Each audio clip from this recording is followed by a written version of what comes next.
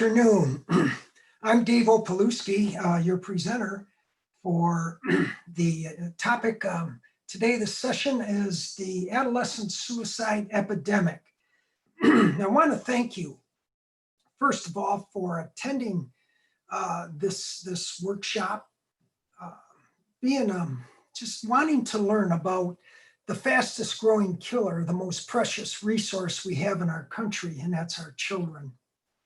And before I get started, I just want to say, I know 2020 has been just a very difficult, challenging year for all of us, and especially our youth. And even when we get past this COVID-19 crisis, the problems are going to be much larger in the mental health areas than they were before the COVID-19 crisis, and they were large before then. So I really appreciate you coming today. I'm just going to give you a 1 hour overview, but I will do virtually. I'll come into your classrooms at school if you want me to. I'll work with your staff virtually if you want me to.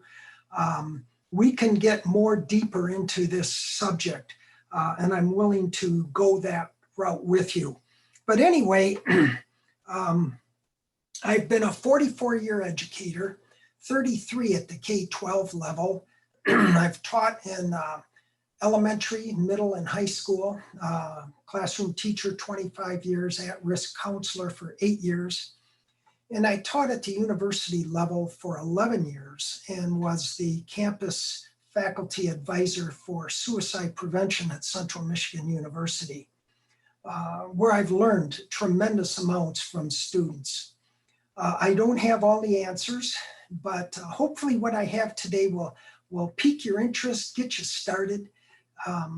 We really need to be aware of what's going to happen, not only during this crisis, but when we get through this crisis.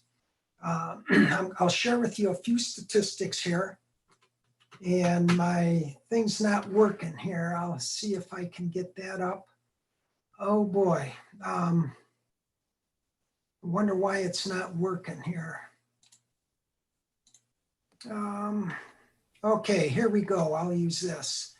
Our children are in a devastating emotional state. In the past 5 years, this is what's happened. This is before the pandemic. 1 in 5 children have mental health problems. 37% increase in teen depression in the last, since 2011 up till 2018. From 2011 to 2018, we've had a 100% increase in the suicide rate. You read that right, 100% increase in the 10 and 14-year-olds. And that's the parenting, the silent tragedy affecting today's children. That research was published June 4th, 2018. In the state of, or in this country in 2018, we had 160,000 youth come to the hospital emergency rooms for suicidal emergency care. And that research was done by Jeff Yalden. And in Michigan, in any given year, it takes an average of 19 calls to find an open mental health treatment bed in the state of Michigan. In fact, mental health treatment beds, hospitals lose money on that. And that's why we have less of them.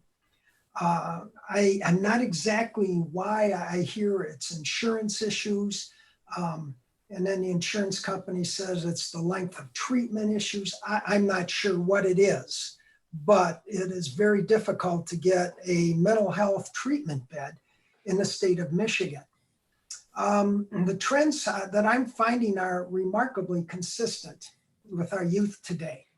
We see loneliness. In fact, a great deal more loneliness brought on by our iGeneration, our media, our, the internet, cell phones, things like that. I've seen an increase in depressive symptoms, major depressive episodes, anxiety, self-injury, a lot of self-injury today.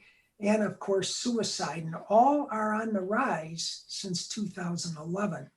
And that's according to Jean Twenge, I think she pronounces her name, in the book iGen. And if you really want an interesting read about today's youth, this book here, iGen by Jean Twenge, is a remarkable bit of research on how our youth are really different today than they were 10 years ago, which leads me to believe when we're talking about suicide prevention, our message has to be the same.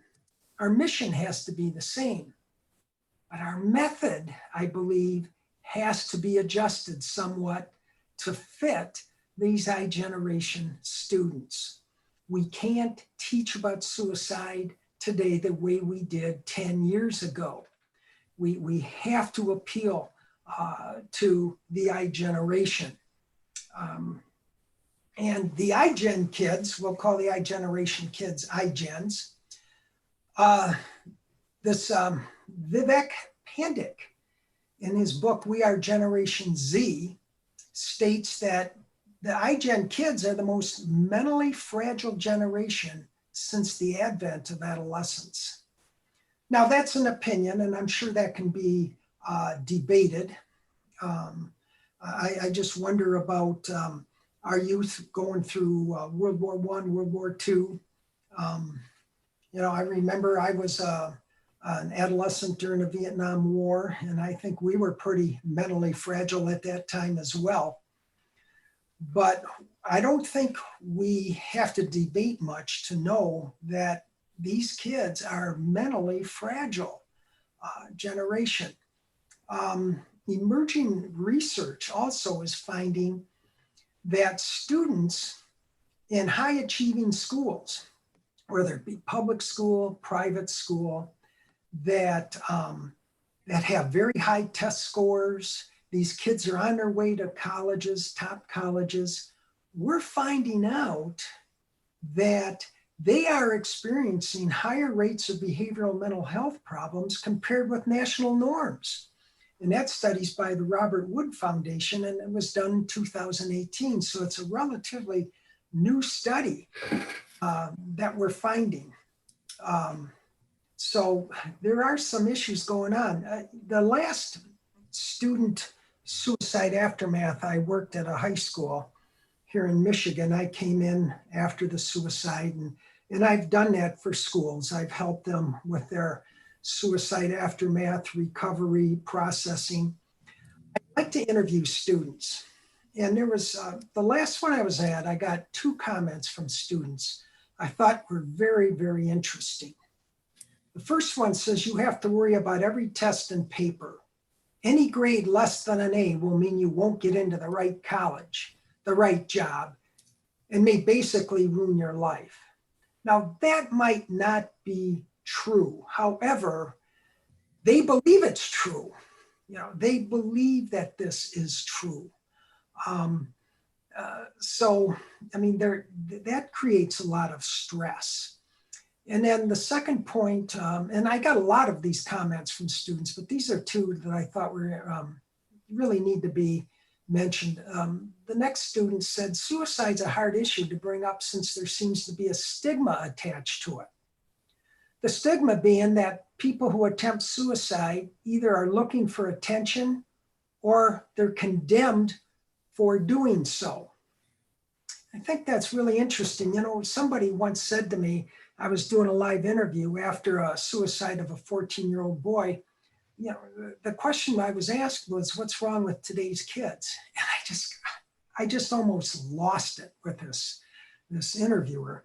I said, the question we need to be asking is why this 14-year-old boy felt like he or she couldn't come to one of us or come to an adult with what was going on in their mind and in their heart and in their situation. That's the question we need to ask. And I think this second statement and even this first statement can help us answer that question. What are we deeming important to these kids? What's most important? Is it their grades? Or maybe is it the way they develop friendships? Maybe it's the way they treat people.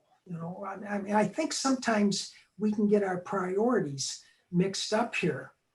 And by the way, that second bullet, it's okay to ask for help. And that's the message we have to get across, that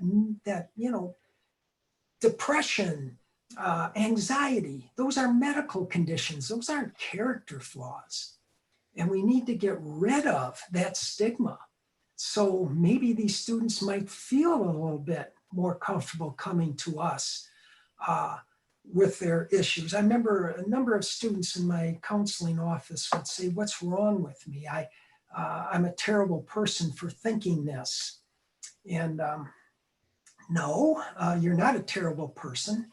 Yes, I hope that, I wish you weren't thinking this, but this problem goes deeper than what you think. This is a medical condition. And I can get into the brain and what happens, the brain stem, the cognitive part of the brain, but we obviously don't have time to do so today. But I thought those were two very interesting student comments that I got. And then we have this problem today with this is a new term called asynchronous development. And now this is my opinion that I'm going to give you here, okay? In her book, Why Smart Kids Worry, Allison Edwards talks about this new term called asynchronous development. Now, think about middle school, for instance. Middle school, there's a lot of pressure in middle school. In fact, when I was at Central Michigan University, I taught kids who were going to be school counselors, school teachers. And I had them write an autobiography of their K-12 educational experience. And almost, I'll tell you, 90% of them, and I believe that's an accurate figure, said they wish they could forget their middle school years. Some of the biggest problems were, as I talked to them later, was their physical development or lack of physical development with the social development. And that puts a lot of pressure on them. But now we have a new factor here. With all this emphasis on test scores, and with kids today, they can get online in the internet, the technology, and they know a whole lot more than what we used to at our age. They are developing academically far ahead of their emotional age, far ahead of their social stage. So now we not only have the physical and the emotional social, now we have the academic, right? The physical and the emotional social. Now you might say, well, Dave, what's the issue with that? Well, the smarter kids are at a younger age, the more they worry about things they shouldn't even be worrying about. All right, they know some of these things, but they don't have the emotional development to deal with that. And some of this information they're getting can be very, very disturbing to them. For instance, my one grandson, he got and he's a smart kid and he's way ahead academically. He was talking about the beast the other day, 666. And I'm going, what? The kid's 7 years old, and I could see where that really frightened him. And I think that's an example of what we're having more and more of. What we've done in education is, I think we've done a pretty good job of stressing the academics, but we haven't stressed the social emotional development that goes along with that. And I think that's very important. And it's not about buying curricula. It's about, and I did this keynote speech down in Arizona at the Arkansas at a mental health conference 2 summers ago. And I said, no, it's developing life lessons from the content that you teach, drawing life lessons out of content. We have to get in balance, the social emotional with the academic development of kids. And we're going to see more and more of this situation and why smart kids worry. And smart kids are really worrying today more than they ever have before. The social media effect, talking more about that. We have teens who spend, according to this research here, 3 hours or more a day on electronic devices, those kids are 35% more likely to have at least one suicide risk factor. Teens who spend a lot of time looking at their phones aren't just at a higher risk of depression, they're also at an alarmingly higher risk for suicide. And that's from Gene Twenge's book, Why Today's Super Connected Kids Are Growing Up Less Rebellious, More Tolerant, Less Happy, and Completely Unprepared for Adulthood. And that research was in September 2018. And we know the more time spent on social media, the less time face-to-face social development. And by the way, you know that term isn't emotional social. It's social emotional for a reason. All right? The social helps develop the emotional. And but anyway, from 2013 to 2015, time online with these kids. Remember I said the mission has to stay the same, the message has to stay the same, the method's got to change a little bit. Look at this here. iGen high school seniors spent an average of 2.25 hours a day texting on their cell phones. Add 1.5 hours a day to that on electronic gaming. Now, what do we have? We have 3.75 hours. A half hour per day on video chat. That's 4.25 hours a day. Considering that teens spend about 17 hours a day in school, sleeping, and on homework and school activities, nearly all their leisure hours are now spent with these devices online. Does it affect our social emotional skills? Research definitely shows that it definitely does. And then there's the sleep issue. Teens who sleep less than 7 hours a night are 68% more likely to have at least one risk factor for suicide. And that's from the Youth Risk Surveillance System. Social media exchanges just before bedtime, filled with drama, make it difficult for the teen to relax and go to sleep. I was at a school district 2 years ago in the Lansing area, and I did a student assembly, and I worked with staff and then parents that night. A couple of students came up to me and they said, you know, I get on my cell phone and before I go to sleep, and you know, kids are pretty cruel, and I read some pretty bad stuff, and they said, we're really upset. We have a really hard time going to bed. My comment to them was, may I give you some advice? Because I don't give advice unless I'm asked for it. And they asked for that. And I said, you know, maybe you need after dinner time, stay away from your cell phone. If you go to bed, put your cell phone downstairs in the living room or in the kitchen. Don't bring it into the bedroom with you. You know, chances are you're not going to read that garbage. You'll be able to go to sleep a little bit better and get a little bit better sleep.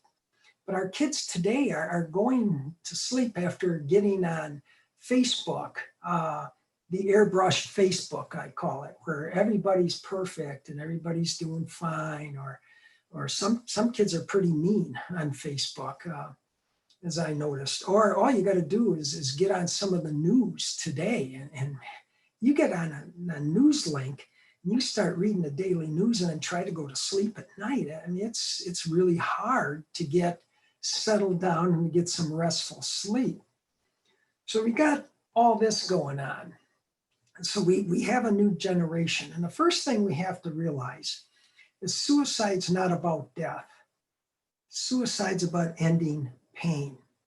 People who are in a suicidal crisis are in deep emotional pain inside. Now, if that being the case, we've got to understand their cognition is being affected here. All right, they don't have the cognition. Now, let me give you a story here. When I was at-risk counseling, I also was coaching football in a high school, and one of our assistant coach's sons, valedictorian of our school, died by suicide, took his life He was the valedictorian. And this man and his wife was the secretary of the school. They were just devastated. They left work, they retired, they didn't want to come back. And I was going over to their house every Wednesday afternoon and just sitting down, letting them talk to me. And I would bring lunch over. And this one girl on my caseloads, I don't know how she found out. She says, "I hear you're going over to the school or to their house." And then she says, "I want you to bring me." Now this girl, a very good student, comes from a very good family. She had a history of 3 suicide attempts where she was hospitalized. So they were very serious attempts. So I made the proper phone calls, and I called these people's home who lost their son, and they said, "Sure, bring her over." So I brought her over, and the first thing she did, she walked in and introduced herself, and she said, "I've got to tell you something. Matt, their son who died by suicide, never intended to hurt you." She said, "When you're at the point when you want to take your life, you are in so much pain. You can't realize the people you would hurt, the damage you would do to the lives of your friends and your loved ones until you get through the crisis." And she says, once you get through the crisis, then you realize what you could have done, and it's really scary. But when you're in that crisis, all you can focus on is your pain. All you can focus on is your pain. Now, I'm not saying that this is hopeless, because our tone of voice is very important, because the vagus nerve responds to the tone of our voice. And we have to stay calm. And we'll talk about some things a little bit more in this presentation that may be helpful to you. But we got to understand that lecturing, raising our voice, doing most of the talking, we're not doing any good. We're probably doing more damage. We've got to listen and let them tell their story. Recent study showed that 40% of kids who attempt suicide, their first tries in elementary or middle school. I do suicide prevention assemblies for 5th graders, 4th graders. The best one I ever did in all my years I've been doing these assemblies was for a group of 3rd graders, because they asked the most honest questions. It was a great assembly. I felt just great after those kids and the questions that they asked and the attention that they paid. And I learned, we got to start talking early about this with kids. They're not too young. They're not too young. The second bullet there is about 1 in 9 children have attempted suicide before their high school graduation. But learning that they're making plans as early as elementary school, that's pretty chilling. That's pretty chilling. And that tells me that we can't wait till late middle school, where most schools start, 7th and 8th grade. We can't wait till high school. And that's where a lot of schools start as well. We've got to start right away. In elementary school, talking about things about hope, about encouragement, those types of things that you obviously can't measure on a state assessment test. The most valuable result of all of education, I believe, is the ability to make ourselves do the things we have to do when it ought to be done, whether we like it or not. We need to address this. We need to address this early.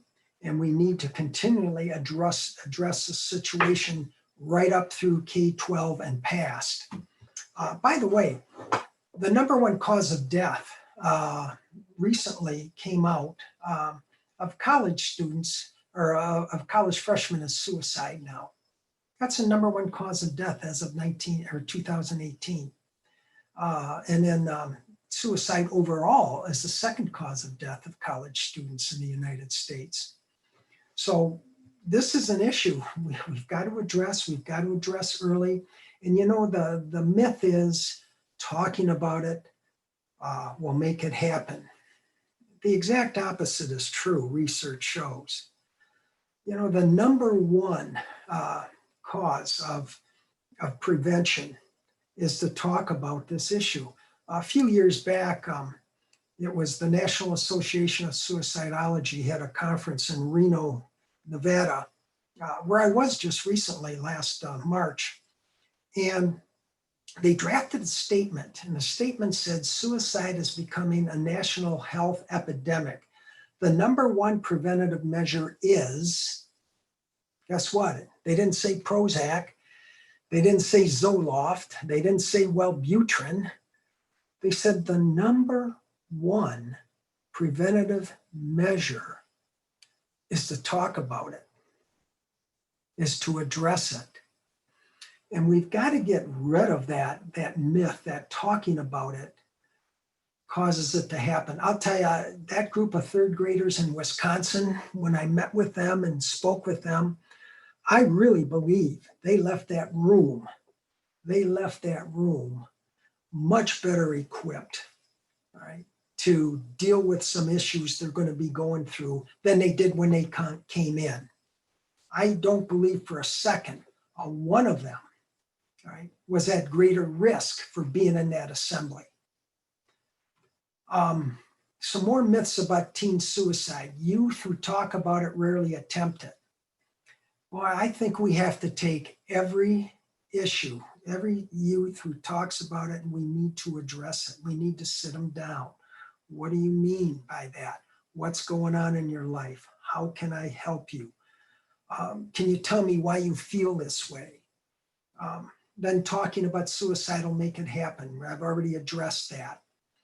The tendency towards suicide is inherited. No, it's not. It's not inherited. Now, some mental health issues can be inherited, but they manifest themselves a lot of times in different ways. They can manifest themselves in compulsive hand washing, eating disorders, a number of things. And yes, suicide as well, but suicide is not inherited. Mental health deficiencies can be, yes. Depression can be, yes. The other myth is teen suicides happen at night. Most teen suicide attempts are between 2 and 6 in the afternoon, and they're at home where they can be seen and stopped. Because, I've come to this conclusion, and this is my opinion again. I'll tell you when it's my opinion, that they don't want to die. They want all this pain inside to stop. And they want help. It's a cry for help. If a person wants to complete suicide, nothing can stop him or her. That's not true at all. I know a lot of people who've made serious suicide attempts today that are really leading very productive, happy lives. They got better. They got help. They got better. And once a teen has been suicidal, he or she is never out of danger. No, that's not true either. They do get better. Now, experts claim that every person in a suicidal crisis will tell between 2 and 4 people that he or she is thinking about ending his life. This is a very important point, because when we talk about our students, who do you think these 2 to 4 people are? It's their friends. That's why, if we're going to run an efficient program that prevents suicide, we've got to enlist the help of our students. They've got to take a very active part in the prevention initiative. I worked in a school district that had 12 suicides in a year and a half. And we started an initiative. Interesting enough, after a year that we got that initiative in place, about 70% of that initiative was student created and driven. And that was effective. And that school, right, as far as I know, in the last 5 years has had 1 suicide. Now, 1's too many. I get that. But it's a whole lot better than 12 in a year and a half in the same high school. I've also had similar experiences where I've worked on student initiative or on prevention initiatives in other school districts. The ones that are mostly student driven are the ones that last and the ones that are more effective. We've got to enlist the help of our students. And part of that involves education. All right, education as far as teaching, not only should you know what to look for, but your students need to know what to look for. What do we look for? Look for actions. A student giving away a prized possessions. I've had support groups of students who made serious suicide attempts and survived. And boy, did those kids teach me a lot. It was a difficult group to facilitate because a lot of them don't want to talk half the time because they're embarrassed by what they did. They feel guilty. But I asked this one group one time, I had 6 students in there. How many of you gave something away that was really important to you to a friend before you made your attempt? 5 out of 6 of them did. You know what they told me? They didn't even have to stop to think about it. They said, because we wanted to be remembered. Major red flag, loss of interest in things one's passionate about. I once knew our daughter, she played piano when she was in middle school, and she had this friend named Eric, and he was outstanding pianist, and they did a duet at the end of their recital every year. And Eric's father died of a brain aneurysm. And about a month later, 2 months later, I saw the mother of Eric in a grocery store. And I asked, first of all, always ask how they're doing first, not their children or their spouse or whatever. Then I asked about Eric, and she says, Eric ripped up all his sheet music. He doesn't want to play anymore. And I said to her, Marie, I don't want to scare you, but it throws up a red flag. I mean, I've had students lose interest in things before that were major red flags. I says, you may want to get him evaluated. Well, about a month later, we're at the middle school where you come in and you get your student's report card and you go around to their teachers. Well, I'm in the hallway and up comes Marie, and she gives me this big hug and she says, thank you so much. And I said, for what? She said, Eric, he was ready to kill himself. That loss of interest in things one's passionate about, they don't care anymore. Using alcohol or other drugs, right, to relieve the pain, they're in pain. Unusual or extreme behavioral changes. Maybe they were outgoing and now they've become isolated and pulled away. Signs of self-injury, usually cutting. Now the cuts, be very important that you get this. If those cuts go up and down, now they're not only on the arm, they're all over the body, but if they go up and down, you don't need to know anything else. That is very, very serious. One of those groups where I was facilitating of students who made serious attempts and survived, one day it was really hot, it was in June. Our air conditioning at school wasn't working. So the kids wore shorts and t-shirts, and we had a meeting that day. And I saw these scars going up and down. And I asked them, just out of the clear blue, why did you cut yourself up and down? Now I thought they were going to say, because we can bleed to death 10 times faster. And that might be true. Every one of them said, because it hurts. I said, what? They said, because it hurts. And I looked kind of dumbfounded. And this one girl said, Mr. O, let me put it to you this way. We have so much pain in here, this pain here, and she did this pain here takes our mind off of this pain in here.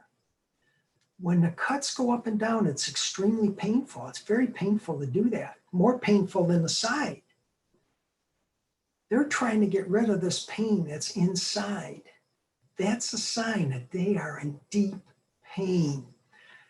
When I've asked students who I knew were acting kind of funny, and I was talking to them in my office, a couple of times these students would have long sleeve shirts on or sweaters, and I said, I'm not going to do my job very well if I don't ask you if you would please roll up your sleeves and show me your arms. Those couple of students rolled up their sleeves. They didn't object at all. Boy, what I saw was terrible. Terrible cuts going up and down. They don't want to die. They want their pain to stop. Impulsive or reckless behaviors. Now, here's the thing with middle school kids. Middle school kids are naturally impulsive. I was, you were, I bet mostly all of them are, although I like to stay away from that term all. They're impulsive. If they have an issue going on, they can't think 3 days in advance. All right. Impulsivity is something that's very characteristic of middle school, and this is one of the things I believe that contributes to the high rate of suicide in middle schools. And if you do your research, I think you'll find that we have more middle school suicides in the state of Michigan than high school suicides. And I would encourage you to do that research. I'll bet you'll find that. Very active on social media. Very active on social media. Here again comes this new social media phenomenon thrown into the mix. Or they're upset after being online because there's a lot of digital bullying going on today, as you know. I mean, today you don't have to get a bloody nose if you bully somebody. You can just do it online. And it's very difficult for kids. Kids can't get away from school, it seems like. I heard this story the other day, and I know I've got to kind of move on here quickly, but I heard this story where this middle school student, the 7th and 8th graders were having lunch, and they were having tomato soup that day for lunch with a grilled cheese sandwich. And the things most middle school kids don't do is they don't eat their tomato soup or drink their tomato soup.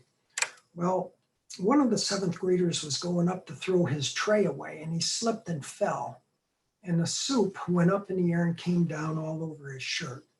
Well, one of the 8th graders had this handy, and they got the student trying to brush himself up and get up with the tomato soup all over him.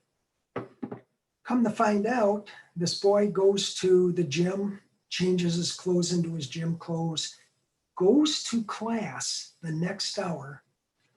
He walks in and everybody quiets right down. He notices kids are looking at their phones. He goes to the bathroom, brings his phone with him, gets a pass to the bathroom, comes to find out that it's already posted on social media with the soup all over him, and it's titled, and they've even choreographed it to some music. This kid comes back to class, he's just horrified. On his way out of school that day, on the way to the bus, he's being made fun of. He's being made fun of on the bus. He gets home and there's twice as many hits on this social media than there was at school. These kids can't get away from that today. Right? The importance for social emotional education is just as, if not more important, in my opinion, than the academic education. What else we look for? We look for words. If somebody says, I just can't stand it anymore. And we're teaching, by the way, we're teaching our students this too, as well as our staff. I can't do anything right. I won't be a bother to you much longer. I seem to be a pain to everyone in my life. I have nothing to live for. Nothing is ever going to change.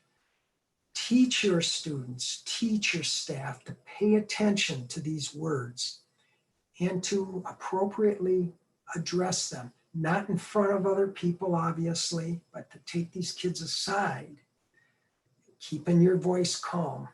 What do you mean by you can't stand anymore? What is it you can't stand anymore? What can I help you with?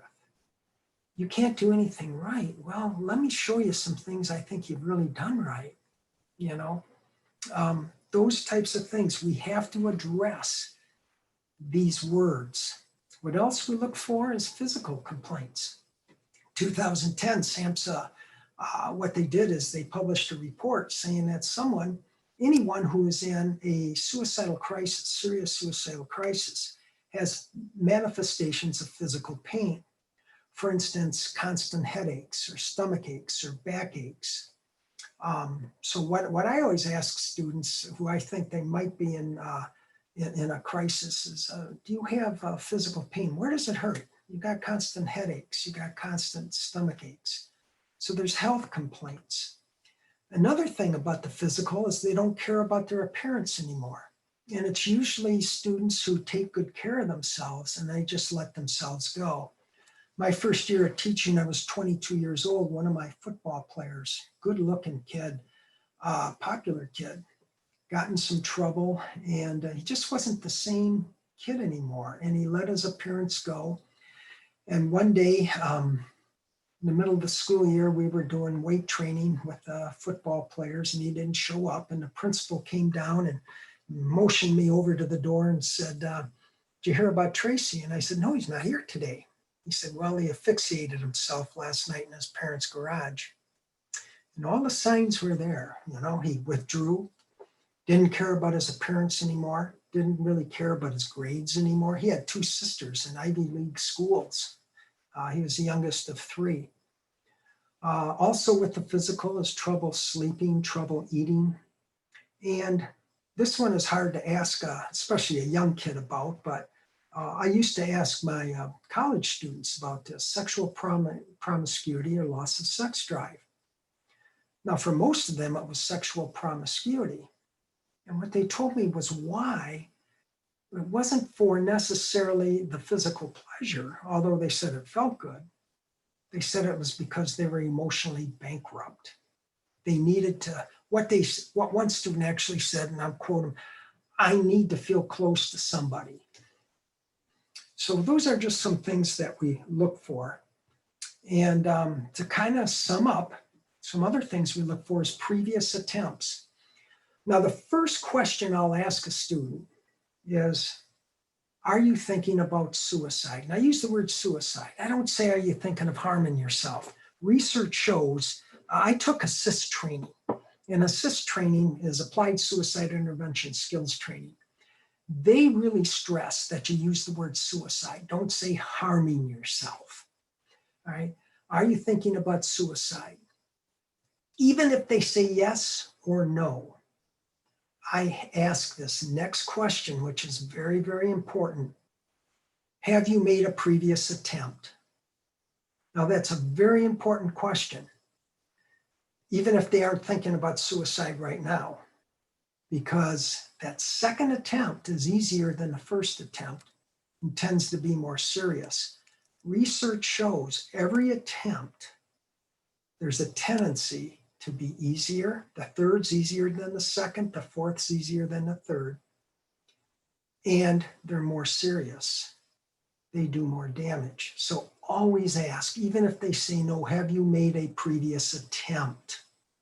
All right, now, you're probably going to ask me, would you make a referral if they said no and they made a previous attempt and you thought they were acting kind of dark? Definitely, yes. I'll always err on the side of caution. We look for superficial scratching or cutting of the body. Remember, the cuts going up and down, and we are concerned about this as well, right? Because this right here, we know is addicting.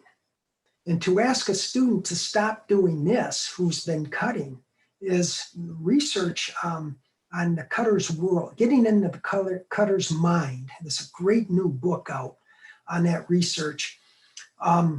They said trying to ask a cutter to stop is like trying to ask someone to stop using cocaine after they're addicted, because this is addicting.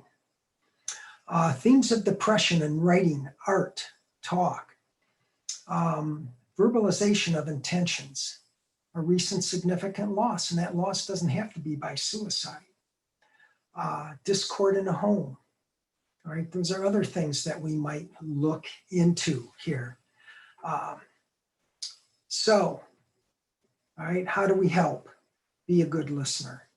Let them tell their story. All right, let them tell their story.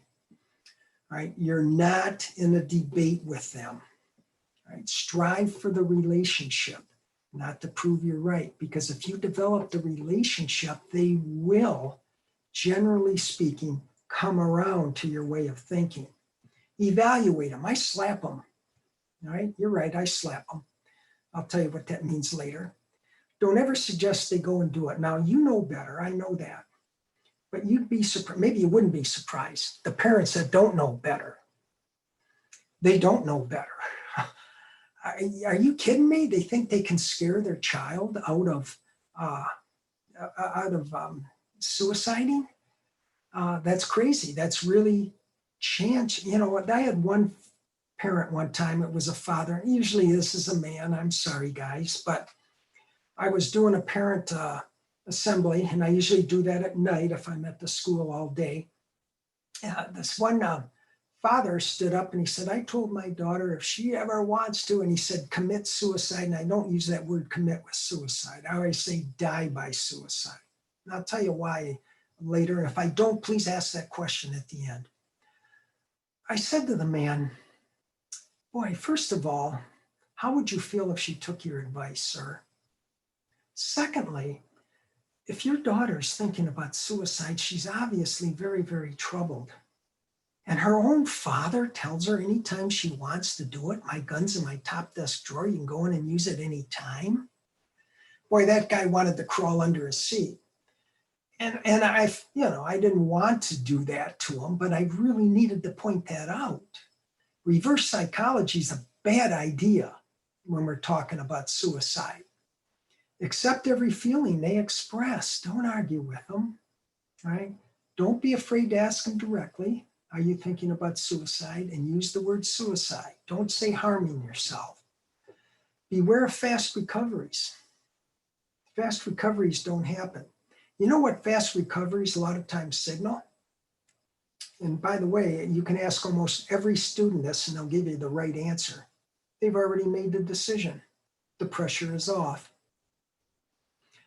Be supportive and affirmative and seek further consultation. The school is not a clinical setting.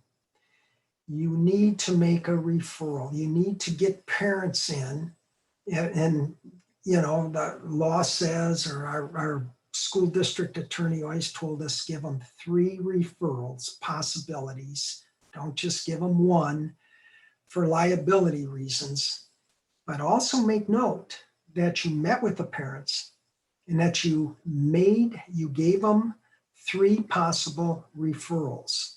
Now, the reason I say this is because I had some parents that didn't follow up and their child was in deep crisis. Well, I called Child Protective Services and filed neglect charges on them. I was called a few nasty names, but you know what? I wanted the best for our kids. I wanted the best for that kid. And that was neglect, by the way. It was neglect. Help the person realize that a completed suicide is irreversible. They're not going to get a second chance. And if they're in acute crisis, do not leave them alone. Do not leave them alone. Make sure that every adult in your building, too, knows your policy for suicide, knows the protocol. That's very, very important. You have to make sure the custodian, the cafeteria worker, the secretaries, everybody, every adult in that school, even volunteers, know the suicide protocol. I strongly, strongly suggest that. That's very, very important. And then depression. We have to realize that depression is an illness that needs professional treatment. Depressed children and adolescents need continual reassurance. And depression's not a character flaw, it's a medical condition, just like pneumonia, just like the flu. Depression is a medical condition.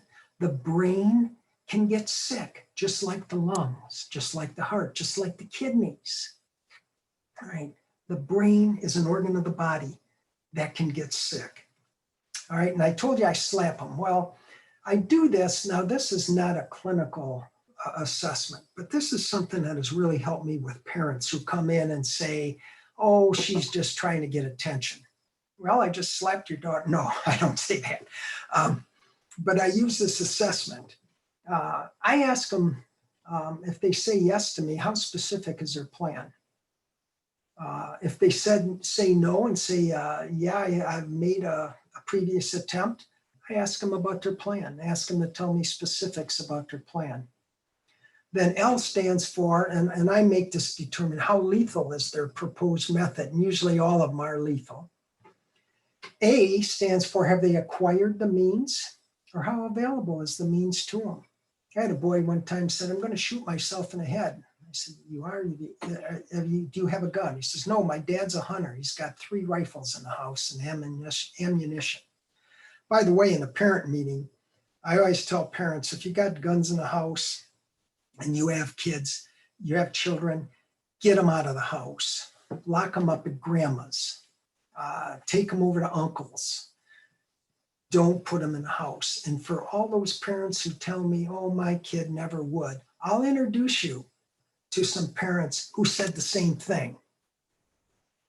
So A, have they acquired the means to do this, or how available is the means to them?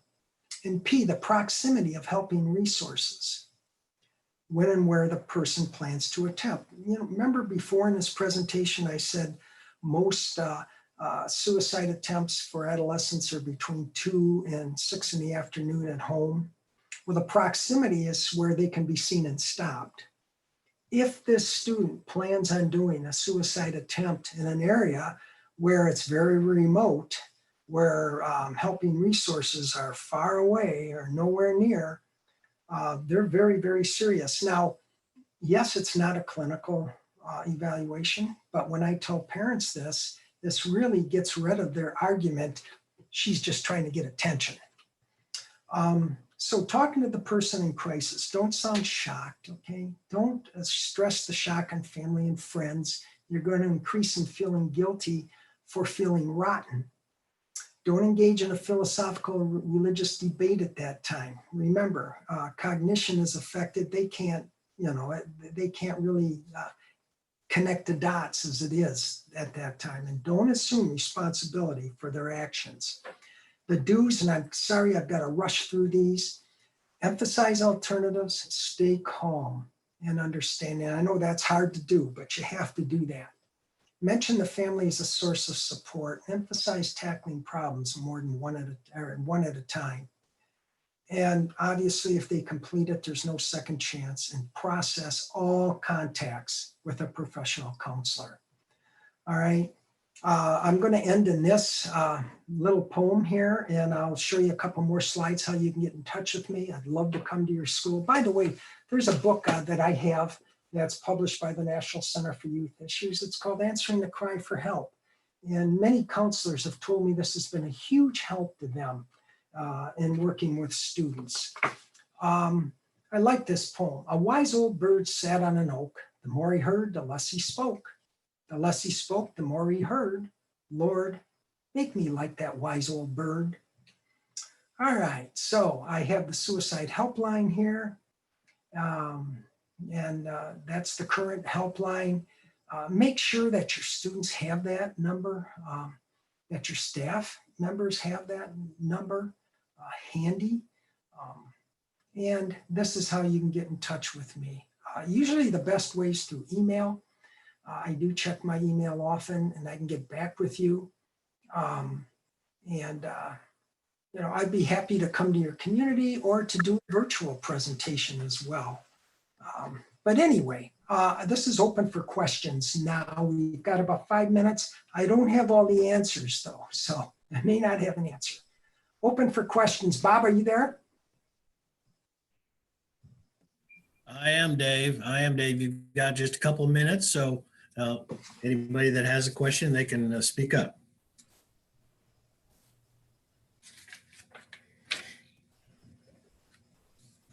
If one comes up after we're done here, feel free to email me. I'll try to get back to you right away. You mentioned having a suicide protocol. Yes. What do you have in that protocol? Oh, a lot. If it's this, if a student, I have it, if a student does the attempt at school, if the student does the attempt outside of school and comes back, if the student tells a teacher or any adult in that school what that teacher and adult is supposed to do. There's a protocol for the counselors as far as arranging classes, investigating what classes are more challenging, may not be good for this student at this time. It's kind of a big, I do that whole presentation at MSCA for the school principals on suicide protocol. That is a good hour presentation in and of itself, and I'd be happy to help your staff with that in the future. But it's something you need, because I've been called to court twice by parents suing the school. And the biggest problem the school had was a lack of a protocol. That was the first one. The second one was not every adult in the building knew the protocol, even though the second school had a protocol. So yeah, that's something you really, really need to dig into. I've helped large corporations develop protocol outside of the educational settings as well. It's a long answer to that, but I'd be happy to work with you on that.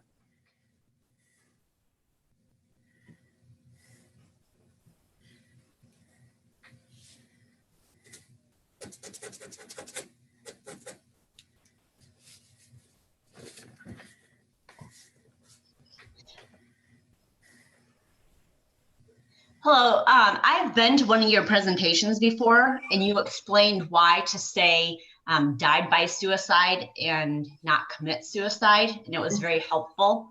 And I wondered if you would mention that before our time was up. Thank you so much for asking that. Died by suicide, what I found out, and I've had groups of suicide survivors. There's people, these are people that had loved ones die of suicide.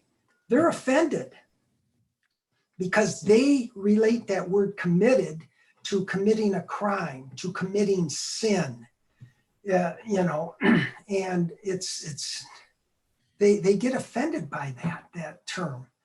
It's a cold term. Your son committed suicide. It's like committing a crime. Remember, these are medical conditions. They died by suicide. They died by cancer. They died by pneumonia, and they died by suicide. It's gentle and it's kind, and it's not disturbing to the survivors who are already going through tremendous amounts of pain. Thank you for asking that question.